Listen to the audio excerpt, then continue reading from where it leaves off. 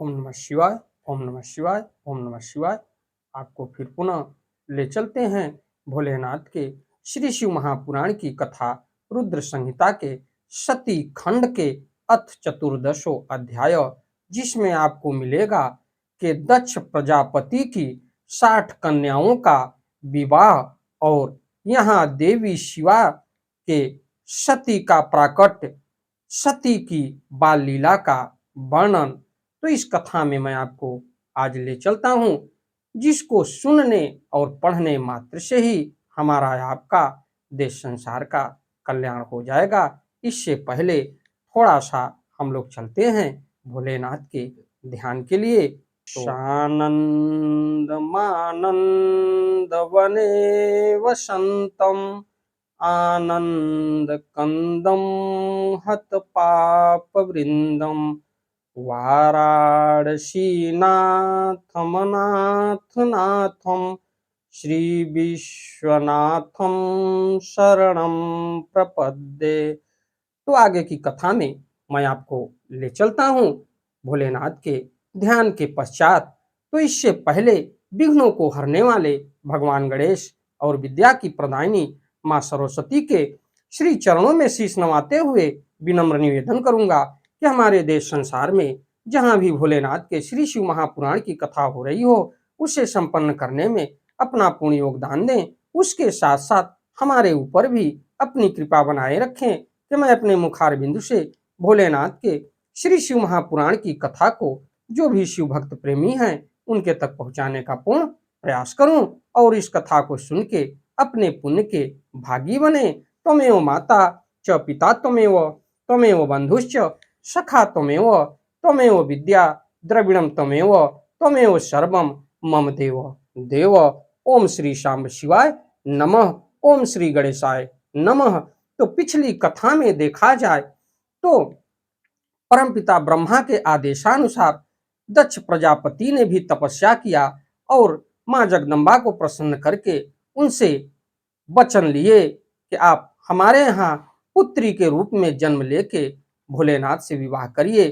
तो इस कथा में देखा जाए तो नारद को श्राप भी मिला, दक्ष प्रजापति ने दिए और वो हंसते हंसते उस श्राप को स्वीकार किए। नारद अपने धाम को चले गए और दक्ष प्रजापति अपने गृह चले गए। तो आगे की कथा में मैं आपको ले चलता हूँ कि नारद मुनि ने परमपिता ब्रह्मा से ये पूछ रहे हैं कि परमपिता ब्रह्मा, हम तो अपने स्थान को, अपने लोक को भ्रमण करने वाले चले गए, दक्ष प्रजापति अपने स्थान को चले गए, लेकिन किस प्रकार से सती का प्राकट्य हुआ और किस प्रकार से दक्ष प्रजापति ने 60 कन्याओं का किसके किसके साथ विवाह किए, इस कथा को हमको आप सुनाइए। तो आइए चलते हैं। ब्रह्मोवाच संस्कृत और उसका उच्चारण हिंदी में पहुंचाने का पूर्ण प्रयास करूंगा। एतस्मिन्नन्तरे देव मुने लोक पितामह तन्नागम महं प्रीत्या ज्ञात्वा चच्चरितं द्रुतम् आशान्त्वयमहं दक्षं पूर्ववत्सु विचारणः आकर्षं तेन सुस्नेहं तव सुप्रीति माहनं त्वातज्मजं मुनिवर्यं त्वां सुप्रीत्या देववल्लभं समाश्वास्य समादाय प्रत्यपद्ये स्वधामः ततः प्रजापतिर्दक्षो नूनितो मे निज स्त्रियां जनयामास दुरितः शुभगाः षष्ठी संमिताः तासां विवाहं कृतवान् धर्मादि भीरतदृतः तदेव शृणु सुप्रीत्या प्रवदामि मुनीश्वर ददो 10 सुता दक्षो धर्माय विधि न मुन्मने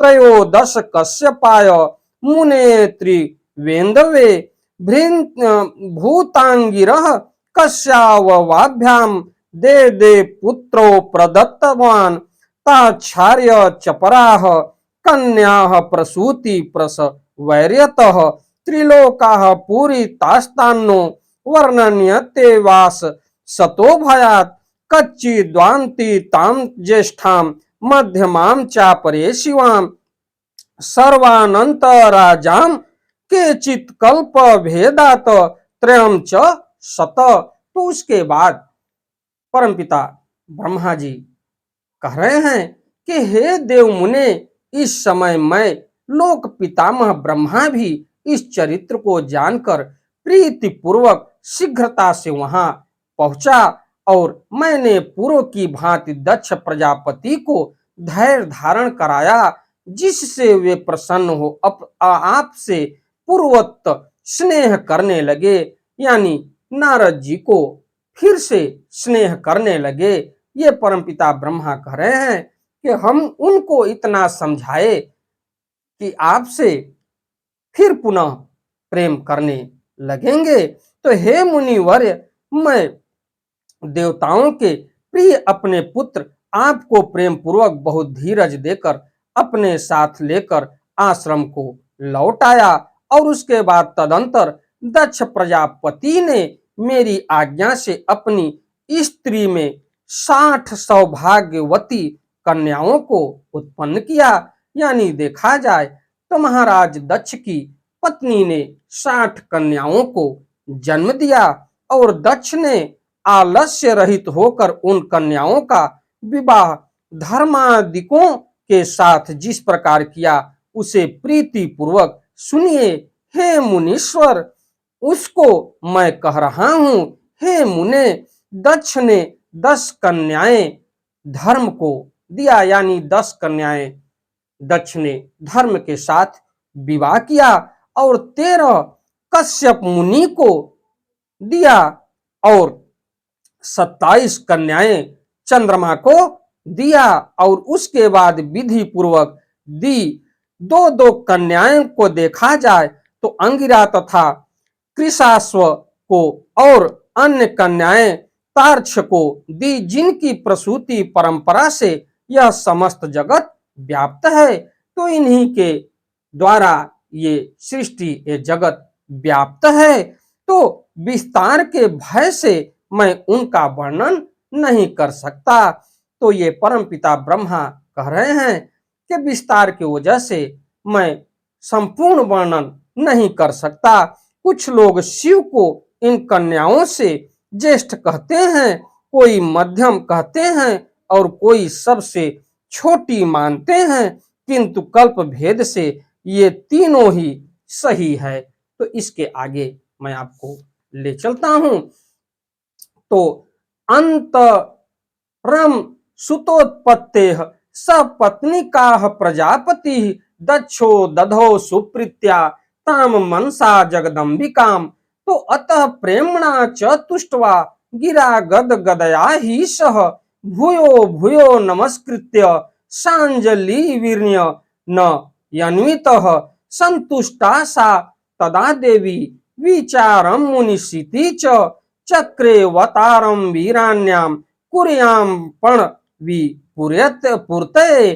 तो उसके बाद देखा जाए तो कन्या की उत्पत्ति के अंतर पत्नी सहित दक्ष प्रजापति ने अत्यंत प्रेम से अपने मन में जगदम्बा का ध्यान किया, क्योंकि माता जगदम्बा ने भी दक्ष को वचन दी थी कि मैं आपके यहाँ पुत्री के रूप में जन्म लूंगी। उन्होंने गदगद स्वर से प्रेम पूर्वक विनय युक्त होकर हाथ जोड़कर बार बार नमस्कार करके उनकी स्तुति की। तो संतुष्टा सा तदा देवी विचारम मन सिति च चक्रे वतारम वीरिण्याम कुर्याम पण विपुर्ते।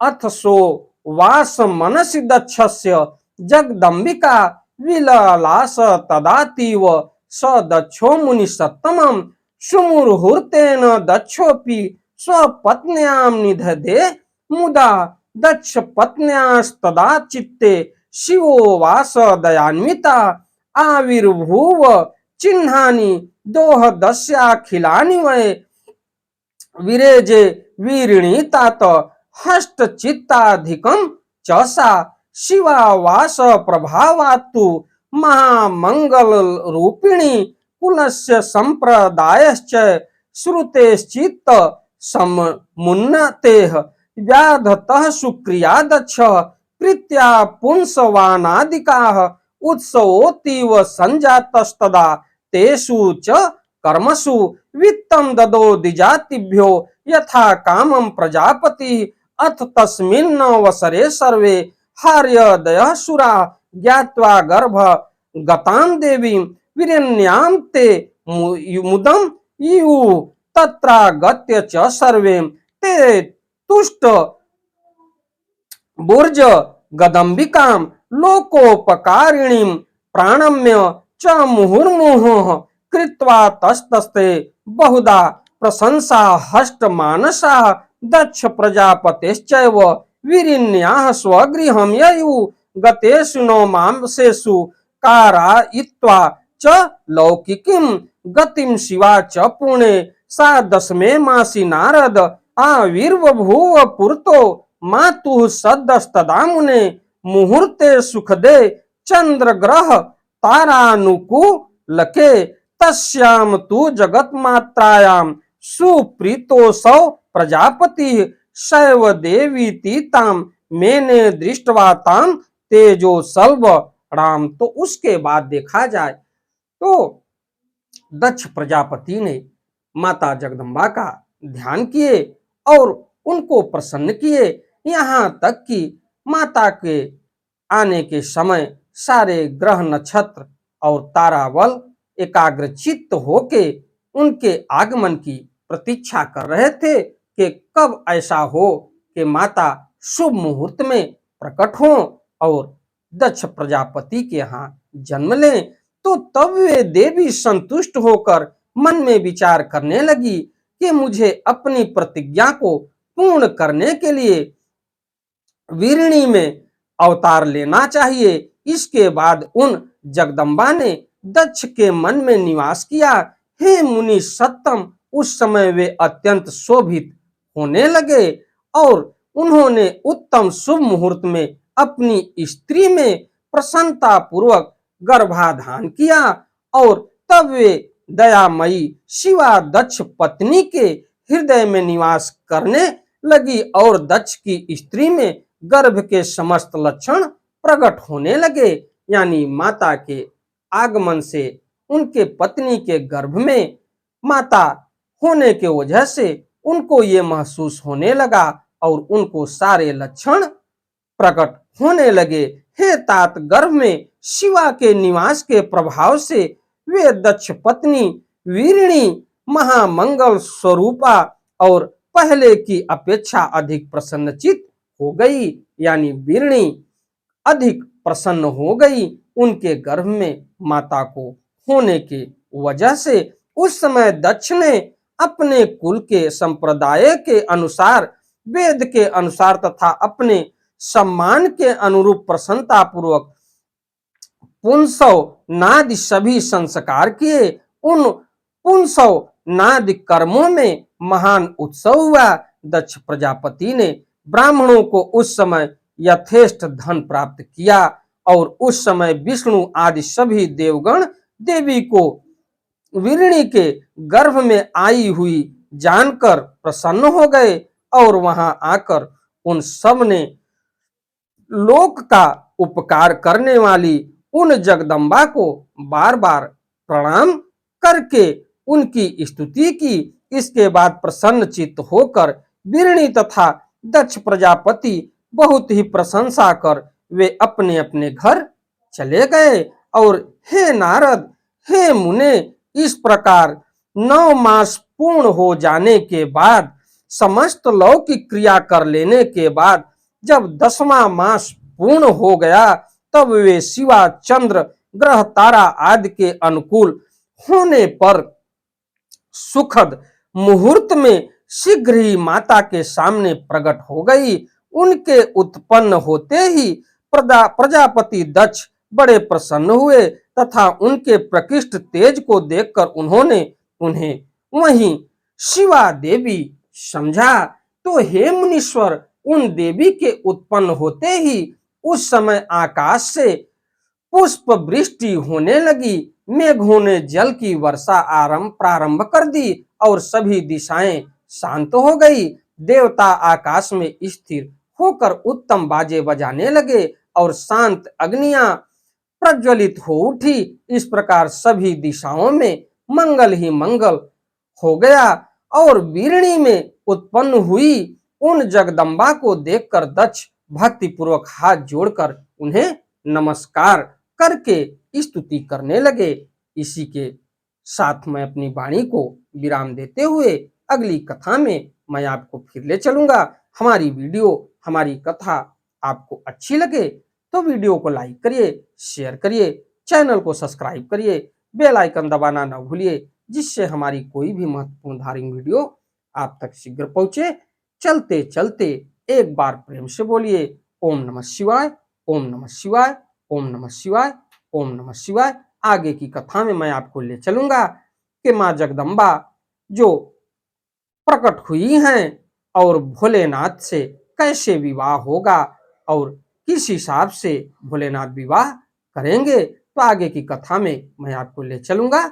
चलते चलते आपसे निवेदन है कि अंधविश्वास से दूर रहते हुए भोलेनाथ के श्री चरणों में समर्पित होइए।